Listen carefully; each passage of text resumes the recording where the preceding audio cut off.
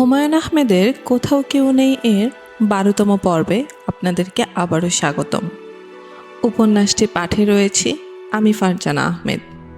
তাহলে চলুন শুরু করা যাক কোথাও কেউ নেই এর ১২তম পর্ব। টিনা বিরক্ত হয়ে বলল, ২ ঘন্টা আগে আসবার জন্য খবর পাঠালাম না? কাজ ছিল ভাবি। টিনার রহস্যময় ভঙ্গিতে বলল, অল্পের জন্য মিস করলি? তোর ডাক্তার এসেছিল? বকুল বড় লজ্জা পেল। ইদানিং টিনা ভাবি কথায় কথায় বলছে তোর ডাক্তার। কি লজ্জার ব্যাপার! কারো কানে গেলে কি হবে কে জানে। বাচ্চাদের গা গরম, ডাক্তার ডাকতে হয়। কোন ডাক্তারকে আর ডাকি? তোর ভাইকে বললাম বকুলের ডাক্তারকেই ডাকো। বকুল লাল হয়ে বলল, কি যে তুমি করো ভাবি। টিনা বকুলের কোলে একটা বাচ্চা তুলে দিল। গা সত্যি গরম, মুখে লাল লাল কি দেখা যাচ্ছে। ওর কি হয়েছে ভাবি? কিছু না, মাসি পিসি, সব বাচ্চাদের হয়। তোকে একটা বিশেষ কাজে ডেকেছি বকুল। একটা না, 2টা বিশেষ কাজ। প্রথমটা হচ্ছে, নাম ঠিক করেছিস? ওহো, আজকেই নাম চাই, খুব জরুরি। কেন? এত জরুরি কেন? টিনা দীর্ঘ নিঃশ্বাস ফেলল। বাচ্চাদের দাদা চিঠি দিয়েছে, নাতিদের নাম যেন ফজলুর সঙ্গে মিল রেখে বজলু আর মজনু রাখা হয়। তোর ভাই বলছে বাবা যা চান তাই রাখো। আমি মরে গেলেও ছেলেদের নাম বজলু মজনু রাখবো না। এখন ছেলেদের কত সুন্দর নাম হয়, আর আমার দুটোর নাম হবে বজলু আর মজনু। বকুল হেসে ফেলল। টিনা বিরক্ত হয়ে বলল, হাসির কি হলো? সুন্দর সুন্দর নাম 10 মিনিটের ভিতর বের কর। ঠিক আছে, করব। এখন দ্বিতীয় জরুরি কথাটি বলো। তোর ডাক্তারকে আজ বললাম তোর কথা। তার মানে? খোলাখুলি বললাম। প্রথমে চাটা খাইয়ে ভাই সম্পর্ক পাতালাম, তারপর বললাম তুমি বয়সে আমার ছোট হবারই কথা, কাজেই তুমি বলছি। বকুল বলল, থাক ভাবি, আমি আর শুনতে চাই না। শুনতে না চাইলে উঠে চলে যা। আমার যেটা বলার সেটা বলে যাচ্ছি। তারপর আমি বললাম, তুমি কি ভাই বকুল নামের কোনো মেয়েকে চেনো? সে দেখি লজ্জায় টমেটোর মতো হয়ে গেল। আমি বললাম, ওকে আমি ছোটবেলা থেকে চিনি। এই রকম মেয়ে পৃথিবীতে খুব কম জন্মায়। তুমি যদি চাও এই মেয়েটির সঙ্গে তোমার বিয়ের ব্যবস্থা করি। বকুল ভেবেছিল কোনো জবাব দেবে না, কিন্তু নিজের অজান্তেই সে বলল, উনি কি বললেন? কি বললেন সেটা শোনার দরকার নেই, শুনলে পায়া ভারী হয়ে যাবে। তোর মুনা আপা বাসায় আছে? তার সঙ্গে আমার কথা আছে। আছে বাসায়? না। কোথায় গেছে? জানি না, মামুন ভাইয়ের কাছে বোধহয়। কখন আসবে? সন্ধ্যার পর চলে আসবে। ঠিক আছে, সন্ধ্যার পর আমি যাব তোদের বাসায়। বকুল জানালা দিয়ে বাইরে তাকিয়ে রইল। তার চোখে পানি চলে এসেছে। সে টিনা ভাবির কাছে তা গোপন করতে চায়। টিনা হেসে বলল, কেঁদে গাল বাসাচ্ছিস কেন বোকা মেয়ে? যা, বাসায় চলে যা। তোর আপাকে বলিস মনে করে আমি আসব, জরুরি কথা আছে তার সাথে। টিনা এসে তাকে জড়িয়ে ধরল। বকুল দীর্ঘ সময় বসে কাঁদল। দুজনের কেউই কোনো কথা বলল না। মামুন তাকিয়ে আছে রাগী চোখে। এমন রাগী চোখে তাকিয়ে থাকার মতো কিছু হয়নি। মোনার মাথায় সূক্ষ্ম যন্ত্রণা হচ্ছিল। সে বলল, চলো যাই, কথা তো শেষ হলো। না, শেষ হয়নি, আরও কথা আছে। মামুন একটা সিগারেট ধরালো। মোনা ঘড়ি দেখল, 8টা প্রায় বাজে। কল্যাণপুরের হাজী সাহেবের বাসায় আসতে অনেকখানি সময় লেগেছে। এখানে না এলেও চলতো, এমন কোনো জরুরি কথা মামুনের ছিল না যা শোনার জন্য তাকে কল্যাণপুরের এক বাসায় আসতে হবে। মুনার নিজের হাতের কেনা জিনিসপত্র চারদিকে ছড়ানো, থালাবাটি, চায়ের কাপ, কাটা চামচ, বাসায় মোড়া, দেখতে এমন মায়া লাগে। মুনা ছোট্ট নিঃশ্বাস গোপন করল। দিনের অবস্থা ভালো না, আকাশে মেঘ করেছে, বাড়ি ফেরা দরকার।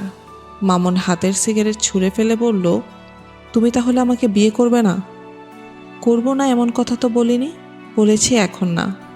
একই কথা, এখন না মানে কখনো না। মোনা চুপ করে রইল। মামুন ধমকে উঠল, কথা বলছো না কেন? কি বলবো? তোমার মনে কি আছে সেটা বলো। তোমাকে বলার মতো তেমন কিছু আমার নেই।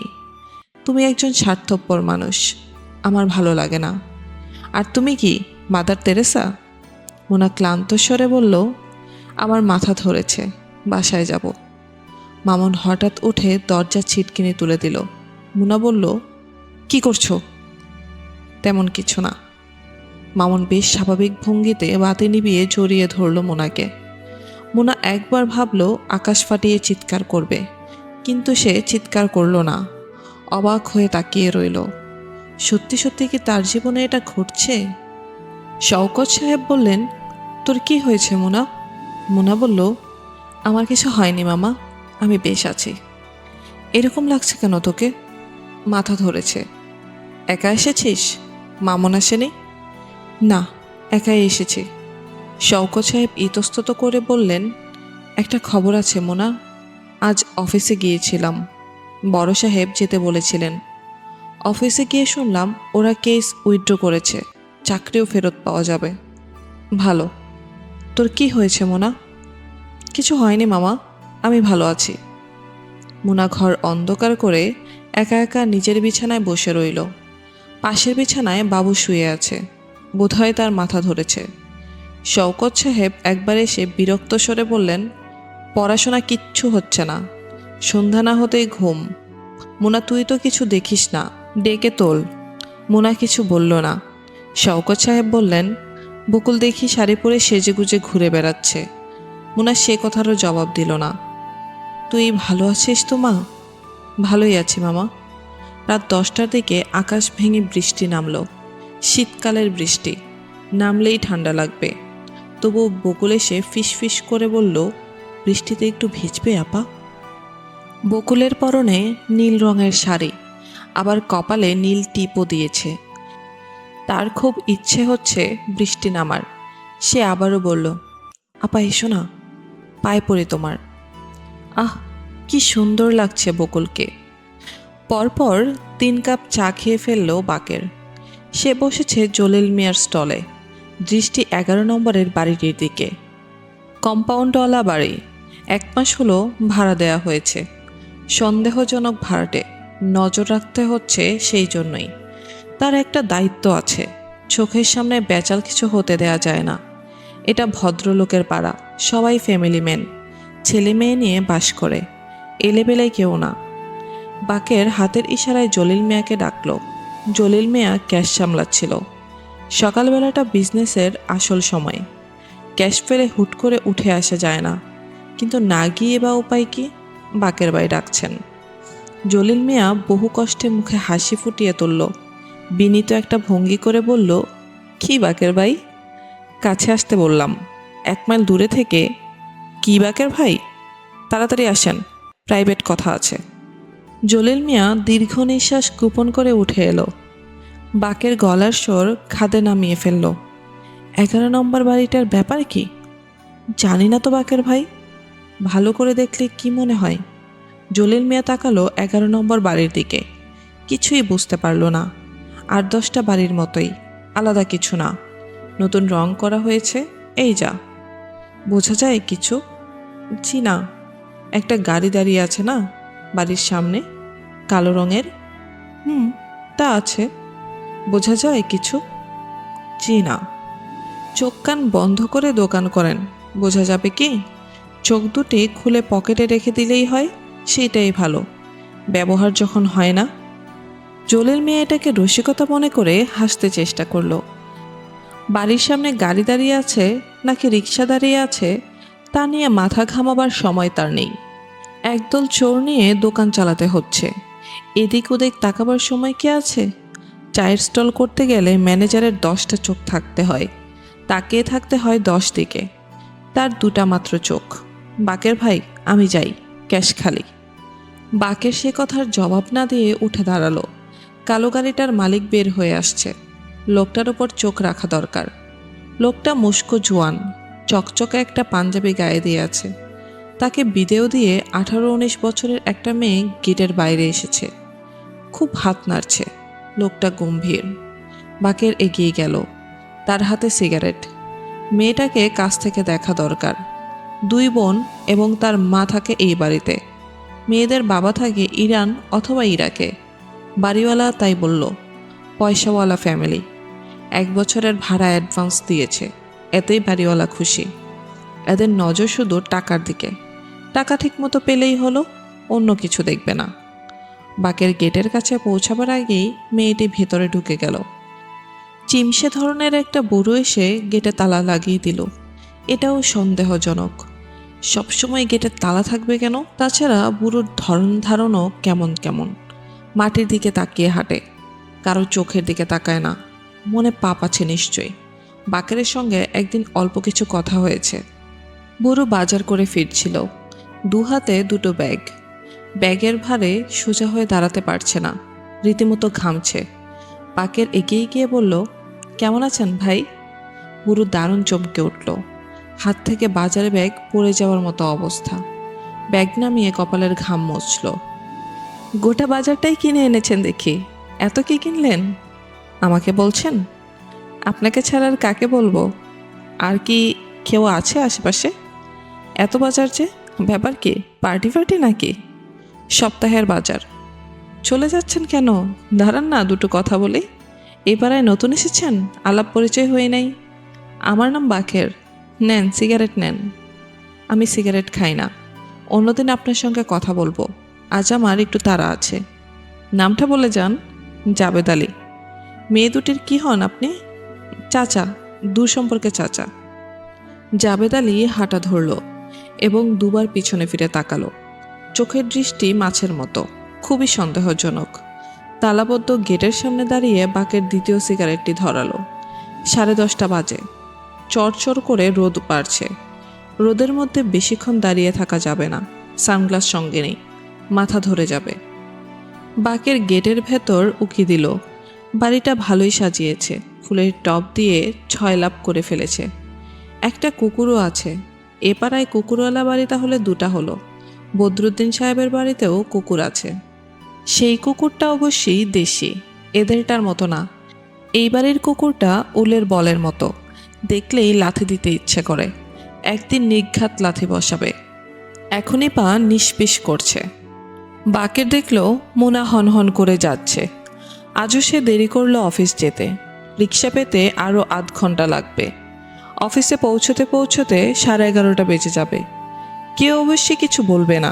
মেয়ে মানুষ হয়ে জন্মানোর অনেক সুবিধা আছে। মুনা, এই মুনা। মুনা থমকে দাঁড়ালো। অফিসে যাচ্ছ নাকি? হ্যাঁ। চলো রিক্সা ঠিক করে দেই। রিক্সা আমি নিজেই করতে পারবো। চলো না, আমার চেনা রিক্সাওয়ালা আছে, হাফ ভাড়ায় নিয়ে যাবে। বাকের সঙ্গে সঙ্গে আসতে লাগলো। মুনা কিছু বলল না, বলে লাভ নেই, সে আসবেই। সারা পথ বকবক করতে করতে মাথা ধরিয়ে দেবে। 11 নম্বর বাড়ির ব্যাপারটা লক্ষ্য করেছ? কি ব্যাপার? দুটি মেয়ে মাকে নিয়ে একা থাকে, তাতে অসুবিধা কি? না, কোনো অসুবিধা নাই। মেয়েগুলি স্কুল কলেজ কোথাও যায় না, বাড়িতেই থাকে। গাড়ি করে নানান কিসিমের লোকজন আসে প্রায়। আজ সকালেই একজনকে দেখলাম। পরের ব্যাপার নিয়ে এত মাথা ঘামান কেন বাকের ভাই?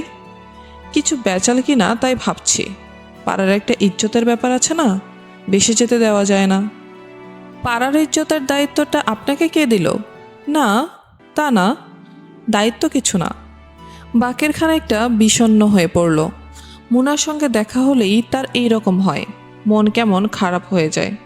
বাকের ছোট্ট একটা নিঃশ্বাস ফেলে রিকশার খোঁজে লম্বা লম্বা পা ফেলে এগিয়ে গেল। এই সময় রিকশা পাওয়া মুশকিল, বড় রাস্তা পর্যন্ত যেতে হবে। মুনা অফিসে ঢুকতেই পালবাবু বললেন, আজ এত দেরি করলেন যে? বড় সাহেব 3 বার আপনাকে খোঁজ করেছেন। যান, তাড়াতাড়ি যান। ভালো একটা এক্সকিউজ তৈরি করুন, বলবেন রিকশা অ্যাক্সিডেন্ট হয়েছে। মুনা হাসল। বড় সাহেব কাউকে ডাকলেই পালবাবু অস্থির হয়ে পড়েন। কত রকম অদ্ভুত সাইকোলজি থাকে মানুষের। বেশিরভাগ মানুষই কি অন্যের ব্যাপার নিয়ে মাথা ঘামায়? পালবাবু উদ্বিগ্ন গলায় বললেন, যান, অপেক্ষা করছেন কেন? যাচ্ছি। যাচ্ছি বলেও মুনা তার চেয়ারে বসল।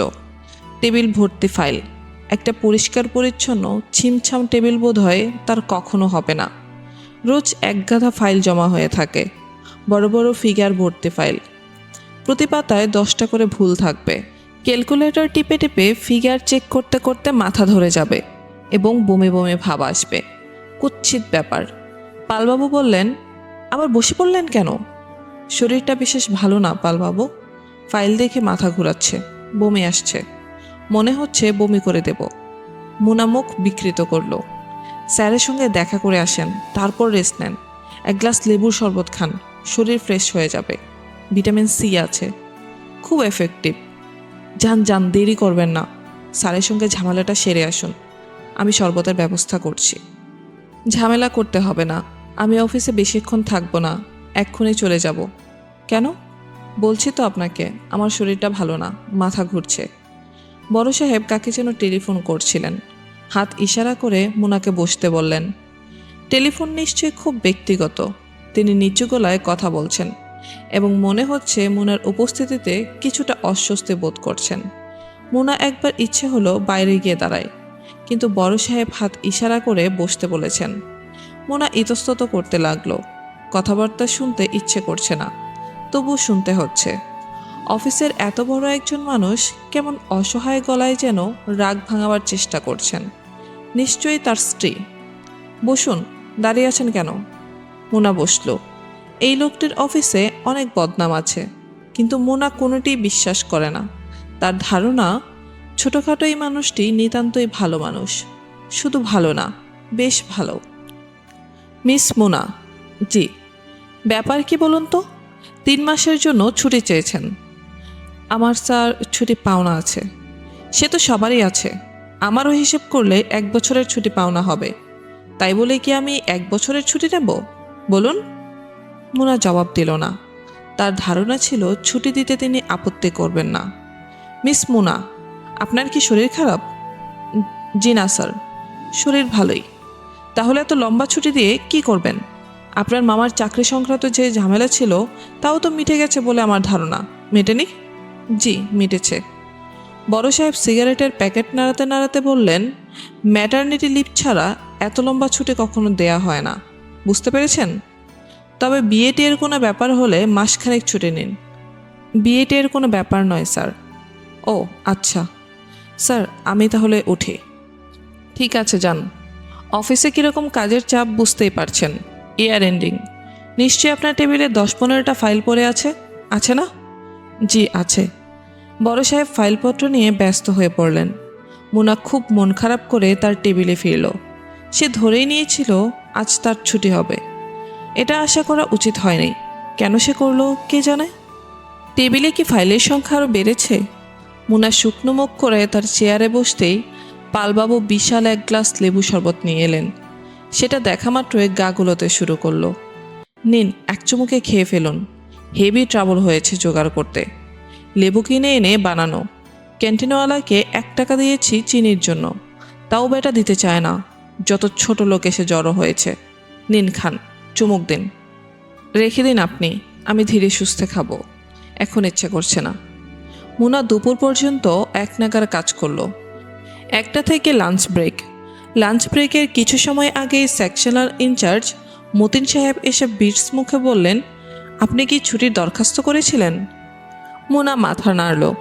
মতিন সাহেবের সঙ্গে তার সম্পর্ক ভালো নয়, কথাবার্তা তেমন হয় না। ছুটির দরখাস্ত তো আমার মাধ্যমে যাওয়ার কথা, আপনি সরাসরি করেছেন কেন? ব্যাপারটা কি? আপনি ওই দিন ছিলেন না, তাই। ওই দিন ছিলাম না, পরে এসেছি তো, নিখোঁজ তো হয়ে যায়নি। অফিসের একটা ডেকোরাম আছে, আইন কানুন আছে, সেই সব মানা উচিত। নাকি আপনি মনে করেন উচিত না? মুনা কিছু বলল না। আশেপাশের সবাই তাকাচ্ছে।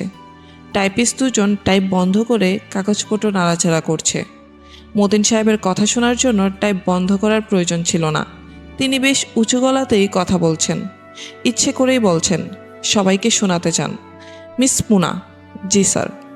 বড় সাহেবের সঙ্গে আপনার ব্যক্তিগত পরিচয় থাকতে পারে। শুধু আপনার কেন, অনেকেরই থাকতে পারে। তার মানে এই না যে সামান্য ব্যাপারেও তার কাছে যেতে হবে। ভবিষ্যতে এটা দয়া করে মনে রাখবেন, প্লিজ। মুনার চোখ ভিজে উঠল। সে কি বলবে ভেবে পেল না। সরি বলবে না চুপ করে থাকবে? মতিন সাহেব উঠে দাঁড়ালেন। একটা টাইপ করা কাগজ এগিয়ে দিলেন তার দিকে। থমথমে গলায় বললেন, এই নিন অর্ডার। বড় সাহেব আপনাকে 2 মাসের ছুটি মঞ্জুর করেছেন। যান, বাড়ি গিয়ে ঘুমান। কাজের সময়টাতে যদি আপনাদের ছুটির দরকার হয় তাহলে অফিস খোলা রাখার মানে কি? সব বন্ধ করে দিলেই হয়। মতিন সাহেব কি বলছেন না বলছেন তা মুনার কানে ঢুকছে না। সে টাইপ করা অর্ডারটি দ্বিতীয়বারের মতো পড়ছে।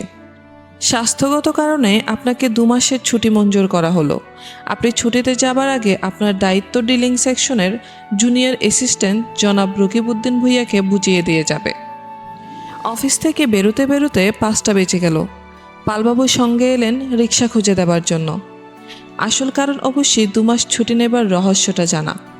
এত কৌতূহল মানুষের কৌতূহল যদি কিছু কম থাকতো তাহলে পৃথিবীটা আরও সুন্দর হতো।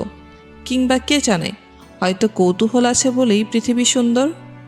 হঠাৎ ছুটি নিলেন যে? ব্যাপার কি? এমনি নিলাম।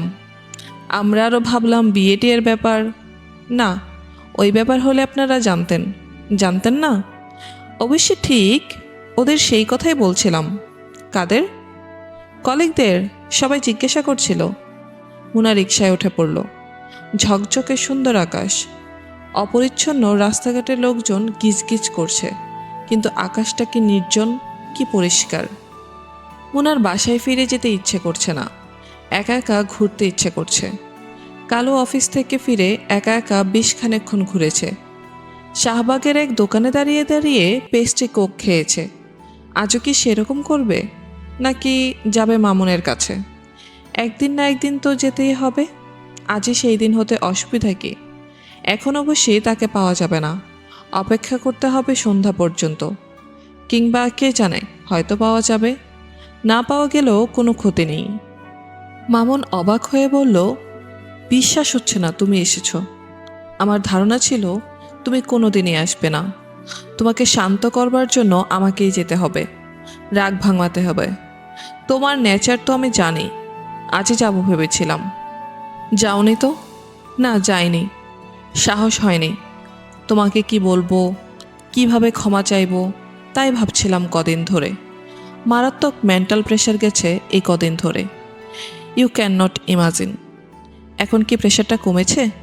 হ্যাঁ, কমেছে। যখন তুমি বলবে আমাকে ক্ষমা করে দিয়েছ, তখন পুরোপুরি কমে যাবে। 1 মিনিট বস, আমি আসছি। কোথায় যাচ্ছ? চাটা দিতে বলি। যাব আর আসবো, রিল্যাক্স করো। মামুন চটি ফটফট করতে করতে খুব ব্যস্তভাবে নিচে নেমে গেল। নেমে যাওয়ার ভঙ্গি কত সহজ, কত স্বাভাবিক। মুনা নিজের মনেই খানিকক্ষণ হাসল। একটি 10-11 বছরের ছেলে কৌতূহলী হয়ে উকি দিচ্ছে। নতুন কাজের ছেলে বোধহয়। এই মেসে 2 দিন পর পরই নতুন কাজের ছেলে আসে, কিছুদিন থাকে, তারপর কোনো এক বোর্ডারের জিনিসপত্র চুরি করে চলে যায়। একবার মামুনের সব জিনিসপত্র নিয়ে পালিয়ে গেল। ওই ছেলেটার নাম ছিল রাখাল। মুনার সঙ্গে ভালোই খাতির ছিল। তাকে আসতে দেখলেই ছুটে মামুনকে খবর দিত। মামুন যখন থাকতো না, সে ঘর খুলে দিত, মেঝেতে বসে গল্প করত। রাখাল কি কারো নাম হয়? তুই তো আর গরু চড়াস না যে তোর নাম রাখাল রাখতে হবে। আফা, কি করমু কন, বাপ মায় রাখছে। হিন্দুদের রাখাল নাম থাকে, কিন্তু তুই তো মুসলমান। নামটা বদলান দরকার, বুঝলি? সুন্দর দেখে একটা নাম দেব তোর, ঠিক আছে? জি, আইসা। মোনা ভেবে রেখেছিল তারা যখন নতুন বাসা করবে তখন রাখালকে মেস থেকে নিয়ে নেবে। যেখানে স্বামী স্ত্রী দুজনেই চাকরি করে সেখানে একটি চটপটে কাজের ছেলে দরকার। বাজার করবে, রান্না করবে, বাড়ি পাহারা দেবে। চেহারা দেখে মানুষকে বোঝা বোধ হয় খুব মুশকিল। এই রাখাল যে এই কাণ্ড করবে কে জানতো? মামুন এক গাদা খাবার দাবার এনেছে, ডালপুরি, পেঁয়াজু, ফ্লাক্স ভর্তি করে চা। মোনা, চা খাও, নিজে ঢেলে নাও। পেঁয়াজুগুলো খুব ঝাল, কিন্তু খেতে ভালো। মোনা চা ঢালল। চাটা ভালো, বেশ লাগছে খেতে। মামুন তার বিছানায় পা তুলে বসেছে, মাঝে মাঝে পা নাড়াচ্ছে। পা নাচান দেখতে ভালো লাগে না। আগে অনেকবার মামুনকে সে পা নাচানোর জন্য বকা দিয়েছে। আজ কিছুই বলল না, শূন্য দৃষ্টিতে তাকিয়ে রইল। মোনা, বলো। তুমি আসায় আমি যে কি পরিমাণ খুশি হয়েছি তা তোমাকে বোঝানো মুশকিল। যা দুশ্চিন্তা করছিলাম ওই দিনের ব্যাপারটার জন্য আমি খুবই দুঃখিত। দুঃখিত? হ্যাঁ, দুঃখিত, লজ্জিত, অনুতপ্ত, ব্যথিত। এত কিছু একসঙ্গে। মামুন লক্ষ্য করল মোনা চা খাচ্ছে ঠিকই, কিন্তু তার মুখ ভাবলেশহীন, যেন সে তার কোনো কথাই শুনতে পাচ্ছে না, তাকিয়ে আছে দূরে কোথাও। মুনা? মুনা তাকালো তার দিকে, জবাব দিল না। মামুন সিগারেট ধরাতে ধরাতে বলল, ওই দিনটার ঘটনাটা আমি জাস্টিফাই করতে অনেক চেষ্টা করেছি। দেখো মুনা, আমাদের বিয়ে ঠিকঠাক হয়ে আছে। আমরা দুজনে মিলে একটা বাড়ি ভাড়া করেছি, ঘর সাজাবার জিনিসপত্র কিনেছি। বিয়ের আনুষ্ঠানিকতাটি হয়নি, কিন্তু ধরতে গেলে আমরা স্বামী স্ত্রী, ঠিক না? বলো তুমি, এম আই রাইট? মুনা অদ্ভুত ভঙ্গিতে হাসল। মামুন তার লক্ষ্য করল না, যেন সে ক্লাসে বক্তৃতা করছে এমন ভঙ্গিতে হাত নেড়ে নেড়ে কথা বলতে লাগলো। দেখো মোনা, ওই দিন আশেপাশে কেউ ছিল না, তুমি এবং আমি। হঠাৎ আমার বুদ্ধিশুদ্ধি গুলিয়ে গেল। তুমি ব্যাপারটা কিভাবে নেবে কিছুই ভাবলাম না। মানে, থাক, আমি শুনতে চাই না। শুনতে না চাওয়াটাই ভালো। আমিও বলতে চাই না। তার চেয়ে ভাবা যাক, এই জাতীয় কিছু কখনো আমাদের মধ্যে হয়নি। ওটা ছিল একটা দুঃস্বপ্ন। মুনা তীক্ষ্ণ চোখে তাকিয়ে আছে তার দিকে। মামুনের কেন জানি মনে হলো দৃষ্টিতে কোনো প্রাণ নেই, পশুর চোখের মতো চোখ, যেখানে আবেগের ছায়া পড়ে না। মুনা, তুমি কি আমাকে ক্ষমা করেছ? ক্ষমা চাও তুমি? হ্যাঁ, চাই। ক্ষমা চাবো না মানে? কি ভাবো তুমি আমাকে, পশু? না, পশু ভাবি না, মানুষই ভাবি। তাহলে বলো, তুমি আমাকে ক্ষমা করেছ? ঠিক আছে, করলাম। এখন আমি উঠব। পাগল, এখনই উঠবে মানে? রাত 8টা পর্যন্ত থাকবে। তারপর আমি তোমাকে বাসায় পৌঁছে দেব এবং তোমাদের বাসায় রাতে খাবো।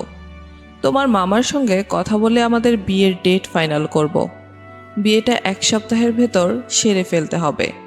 এমনিতেই যথেষ্ট দেরি হয়ে গেছে। মামুন অবাক হয়ে দেখল মুনা উঠে দাঁড়াচ্ছে। সে কি সত্যিই চলে যাবে? মামুন হাত ধরে টেনে বসাতে গেল। মুনা কঠিন স্বরে বলল, হাত ছাড়ো। মামুন হাত ছেড়ে দিল। মুনা নিচু গলায় প্রায় অস্পষ্ট স্বরে বলল, আমি এখানে এসেছিলাম একটা কথা বলবার জন্যে। কথাটা হচ্ছে, আমি তোমাকে বিয়ে করব না। কি বলছো পাগলের মতো? যা বলছি ভেবে চিন্তেই বলছি। আমি 1 সপ্তাহ ধরেই ভাবছি, আজ তোমাকে বললাম। সামান্য একটা অ্যাক্সিডেন্টকে তুমি এত বড় করে দেখছো কেন? ভিক্টোরিয়ান যুগের কোনো মহিলা তো তুমি না। একালের মেয়ে, এই যুগের মেয়ে। আমি কোন যুগের মহিলা জানি না। যে কথাটা বলতে এসেছিলাম বলে গেলাম। শোনো মোনা, শোনো, আমার কথা শোনো। ছেলে মানুষের একটা সীমা থাকা দরকার। আমার কথাটা শোনো, শান্ত হয়ে বসো। মোনা কঠিন স্বরে বলল, আমার হাত ছাড়ো, নয়তো আমি চেঁচিয়ে বাড়ি মাথায় করব। মামুন হাত ছেড়ে দিল। মোনা ঘর থেকে নিঃশব্দে বের হয়ে এলো। একবারও পিছনে ফিরে তাকালো না। সন্ধ্যা হয় হয় করছে। সন্ধ্যার আগে আগে সবকিছু কেমন অন্যরকম লাগে। পরিচিত ঘরবাড়ি, এমনকি পরিচিত মানুষকেও অপরিচিত মনে হয়। মোনা রিক্সা করে বাড়ি ফিরছে। তার বারবার মনে হচ্ছে নিতান্তই অচেনা একটি শহরের অজানা একটি রাস্তায় তার রিক্সা যাচ্ছে। এই বোধহয় ভালো, চেনা মানুষের চেয়ে অচেনা মানুষ ভালো। মোনা বাড়ি ফিরল সন্ধ্যা পার করে। রিক্সা থেকে নেমেই দেখল বাকের ঠিক আগের জায়গাতেই দাঁড়িয়ে আছে। অন্ধকারে বাকেরকে লাগছে ভূতের মতো। সে মোনাকে দেখে লম্বা পা ফেলে এগিয়ে এলো। ভারী গলায় বলল, সন্ধ্যার পর মেয়েদের এমন একা একা ঘোরাফেরা করা ঠিক না। রোজ চেষ্টা করবে সন্ধ্যার আগে ফিরতে। আপনি কি সারাদিন এই জায়গায় দাঁড়িয়েছিলেন? আরে না, কি যে বলো, আমার কাজ আছে না। বাকের সঙ্গে সঙ্গে আসতে লাগলো। মোনা বিরক্ত গলায় বলল, আপনি আমার পেছনে পেছনে আসছেন কেন? বাকের থমকে দাঁড়ালো। অবাক হয়ে বলল, তোমার কি হয়েছে? কিছুই হয়নি, হবে আবার কি? কাঁদছো কেন? কি আশ্চর্য, আমি কাঁদছি কেন সেই কৈফিয়ত আপনাকে দিতে হবে? না, তা না, তোমাকে কাঁদতে দেখে মনটা খারাপ হয়ে গেল। কেউ কিছু বলেছে? কেউ কিছু বলেনি, আর বললেও আপনার কিছু আসে যায় না। প্লিজ, আমাকে বিরক্ত করবেন না। না না, বিরক্ত করব কেন? যাও, বাসায় যাও। মুনা ক্লান্ত পায়ে এগিয়ে গেল। বাকের তাকিয়ে রইল। মুনাকে সে ছোটবেলা থেকেই দেখে আসছে। তাকে সে কখনো কাঁদতে দেখেনি। কত রকম দুঃখ থাকে মানুষের। মানুষ হয়ে জন্মানোটাই একটা বাজে ব্যাপার। বাকের এগিয়ে গেল। 7টার উপর বাজে। বয়েজ ক্লাবে নাটকের রিহার্সেল শুরু হবে। ছেলে ছোকরাদের কারবার, বয়স্ক কারো থাকা দরকার। নাটকের জন্য টাকা তুলে দিতে হবে। 4-5 হাজার টাকার কমে নাটক নামানো যায় না। এরা হুট করে একটা ডিসিশন নেয়, ঝামেলা সামলাতে হয় তাকে। রান্নাঘরে খুটখাট শব্দ হচ্ছে। এত রাতে রান্না করে কে? মুনা ঘড়ি দেখল, রাত 2টা। চোর নাকি? বাসনকোসন নড়াচড়া হচ্ছে। চোররা এত শব্দ করে কিছু করবে না। তাছাড়া সে জেগে আছে, টেবিল ল্যাম্প চলছে। চোর আসার কথা নয়। একবার দেখে এলে হয়, কিন্তু কেমন যেন ভয় ভয় লাগছে। আগে কখনো এরকম হতো না, কিন্তু এখন কোত্থেকে একটা ভয় ঢুকে গেছে মনে। সন্ধ্যার পর পর একা একা রিকশায় চড়তে ভয় করে। দুপুর রাতে ঘুম ভাঙলে ভয় করে। মোনা নিচু স্বরে ডাকল, বকুল, বকুল। বকুল নড়ল না। তার ঘুম পাথরের মতো। টেনে বিছানা থেকে নামালেও ঘুম ভাঙবে না। বিয়ে হলে এই মেয়ের খুব ঝামেলা হবে। স্বামী বেচারা খুব বিরক্ত হবে। পৃথিবীর সব স্বামীরাই বোধহয় চায় রাতে গায়ে হাত দেয়া মাত্র স্ত্রী জেগে উঠে আদুরে গলায় বলবে, কি চাও? মোনা এসব আজে বাজে কথা ভাবছে কেন? তার নিজের উপরে রাগ লাগলো। সে বকুলের শাড়ি ঠিক করে দিল। এত বড় মেয়ে, কিন্তু গিয়ে বিশ্রী ঘুমাবার ভঙ্গি। বকুল, বকুল। বকুল পাশ ফিরল, কিন্তু কোনো শব্দ করল না। তার মুখ হাসি হাসি। সুন্দর কোনো স্বপ্ন দেখছে বোধহয়। ওর বয়সে সে শুধু ভয়ের স্বপ্ন দেখত। একটা স্বপ্ন ছিল সাপের। স্বপ্নটা এত স্পষ্ট যে সবসময় মনে হতো সত্যি। সে পুকুরে গোসল করতে গিয়েছে। পানিতে পা ফেলে ছোঁয়াবার সঙ্গে সঙ্গে পানিতে ভাসতে ভাসতে একটা সাপ আসতে থাকে তার দিকে। সে দৌড়াতে শুরু করে। সাপটা তার পিছু ছাড়ে না। সে পাগলের মতো কত অলিতে গলিতে ঢোকে, কিন্তু সাপটা থাকেই। পেছনে ফিরলেই সে দেখে লাল পুঁতির মতো দুটি চোখ, চেরা জিভ। কি কুৎসিত স্বপ্ন!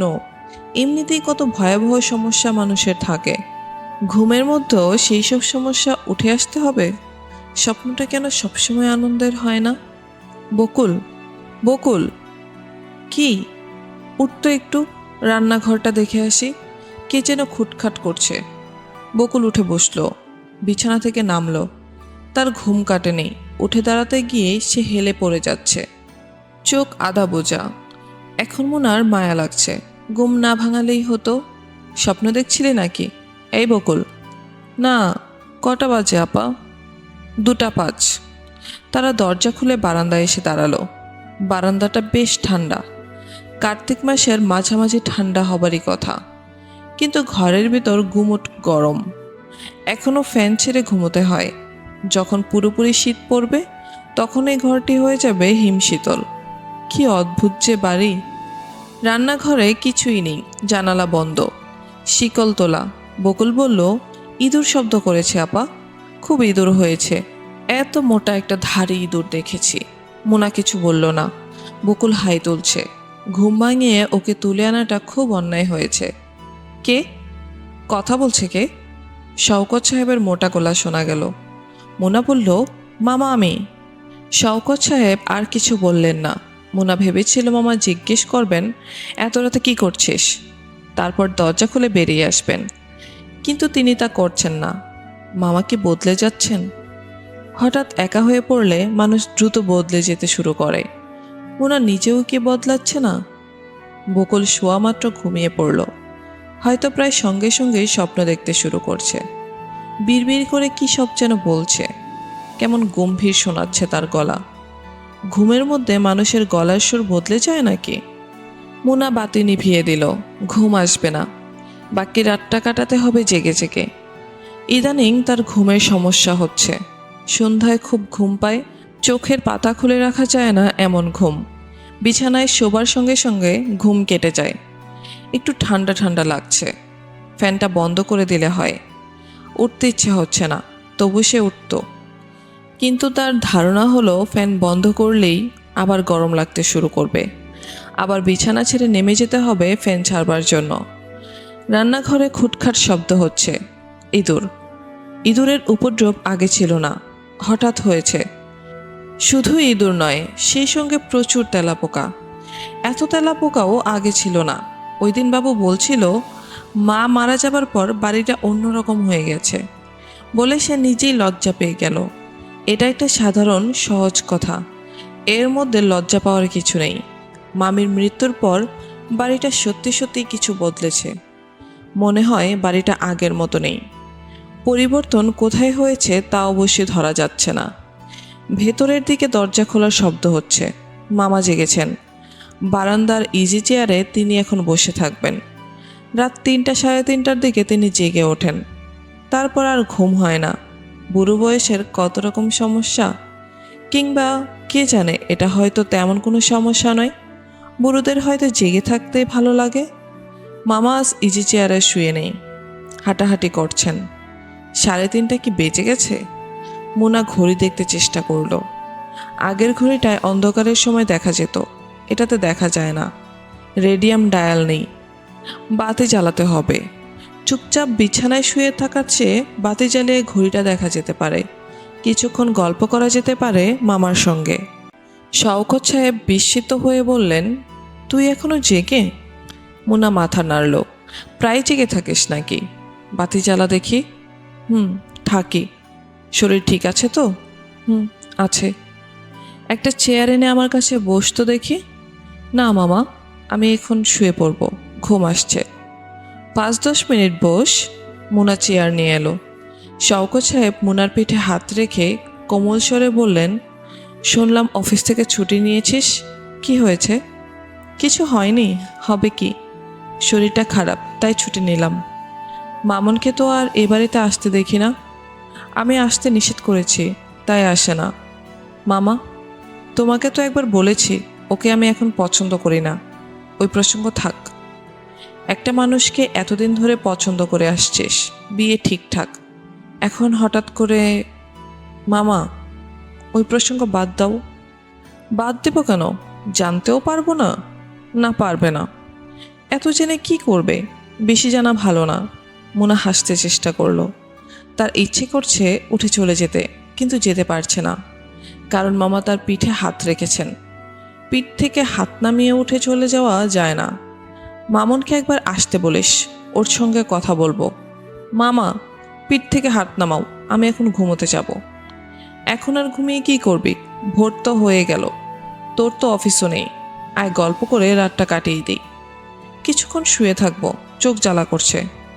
শওকত সাহেব হাত নামিয়ে নিলেন। তার নিজেরও কেমন ঝিমুনে এসে যাচ্ছে।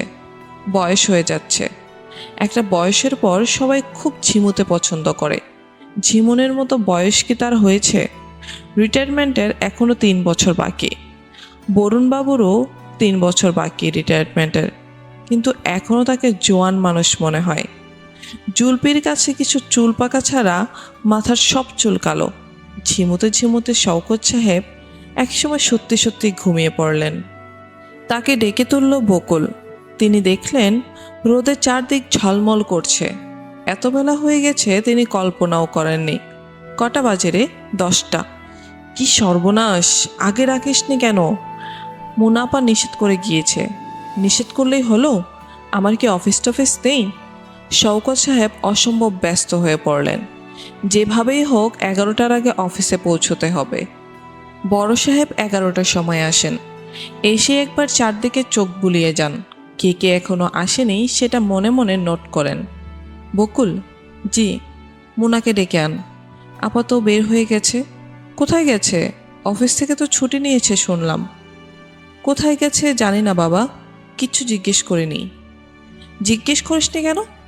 কাল জিজ্ঞেস করেছিলাম, তাতে খুব রেগে গেল। রাগলে রাখবে, রোজ জিজ্ঞেস করবে। ওর ব্যাপারটা কি? জানি না বাবা। জানি না বললে তো হবে না, জানতে হবে। মুনা কাঁধে কালো ব্যাগ ঝুলিয়ে হাঁটছে। কদিন ধরেই সে এইরকম করছে, উদ্দেশ্যবিহীন হাঁটা। কোনো একটি দোকানের সামনে কিছুক্ষণ দাঁড়ান, তারপর আবার হাঁটা। আকাশে গনগনে সূর্য। ঘামে মুনার মুখ চটচট করছে, কিন্তু ভালো লাগছে হাঁটতে। মনে হচ্ছে কোথাও কোনো বন্ধন নেই, অফিসের তাড়া নেই, ঘরে ফেরার আকর্ষণ নেই, শুধুই হেঁটে বেড়ানো। মুনা 11টার সময় একটা রিক্সা নিয়ে নিল, যাবে যাত্রাবাড়ি। যাত্রাবাড়িতে তার এক চাচা থাকেন, মনিব চাচা। তার সঙ্গে কোনো রকম যোগাযোগ নেই। হঠাৎ করেই তার কথা মনে পড়ল। মোনার দুঃসময়ে তিনি কোনো রকম দায়িত্ব নেননি। মুখ শুকনো করে বলেছিলেন, নিজের ছেলে মেয়েরাই মানুষ করতে পারি না, আর অন্যের মেয়ে মানুষ করব কিভাবে? অসম্ভব। মেয়ের মামারা আছে, তার দেখুক। আমি গরিব মানুষ, নিজের চলে না। মনিব সাহেব বাড়িতেই ছিলেন। তিনি মোনাকে দেখে খুবই অবাক হলেন। ভারী গলায় বললেন, কিরে, তুই কি মনে করে? ভালো আছিস? ভালোই আছি। আপনি কেমন আছেন? আর আমার থাকা, ব্লাড প্রেশার, নড়তে চড়তে পারি না। আপনি একা নাকি? আর কেউ নেই? আছে, সবাই আছে। যা, ভেতরে যা। সবাই যথেষ্ট খাতির যত্ন করল। চাচি মোনাকে আড়ালে ডেকে নিয়ে ফুপিয়ে ফুপিয়ে অনেক দুঃখের কথা বললেন। বড় ছেলের বিয়ে দিয়েছেন, বউটা মিসকা শয়তান। এর কথা তাকে লাগাচ্ছে, তার কথা ওকে লাগাচ্ছে। বড় মেয়ের এখনো বিয়ে হয়নি, কিন্তু ছোটটা বিয়ে করে ফেলেছে। তার একটা বাচ্চাও আছে। জামাইয়ের কোনো চাকরি বাকরি নাই, শ্বশুর বাড়িতে থাকে, মুরব্বীদের সামনে সিগারেট খায়। হায়া শরম কিছুই নাই, আদব কায়দা তো নাই। মোনা অবাক হয়ে লক্ষ্য করল, কেউ তার কথা বিশেষ জানতে চাচ্ছে না। সবাই নিজেদের সমস্যা বলতে ব্যস্ত, অন্যের ব্যাপারে কোনো মাথা ব্যথা নেই। মোনা থাকতে থাকতেই ছোট মেয়ে তার স্বামীর সঙ্গে একটা কুৎসিত ঝগড়া করে ফেলল। তুই তোকারি, গালিগালাজ, বিশ্রী কাণ্ড। বাইরের একজন মানুষ আছে, এই নিয়ে কেউ চিন্তিত নয়। অন্যদের ভাবভঙ্গি দেখে মনে হচ্ছে এটা নিত্য নৈমিত্তিক ব্যাপার, কিছুক্ষণের মধ্যেই থেমে যাবে। বাড়ির মানুষদের মধ্যে নতুন বউটিকেই বরং ভালো লাগলো। তাকে মোটেই মিসকা শয়তান বলে মনে হলো না।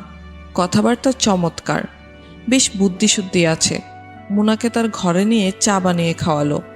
এই ছোট্ট এইটুখানি ঘরে চায়ের সরঞ্জাম এবং কেরোসিন কুকার। বুঝলেন আপা, এই সংসারে কিছুদিন থাকলে মাথা খারাপ হয়ে যাবে। আলাদা যে বাসা করব সে উপায়ও নেই।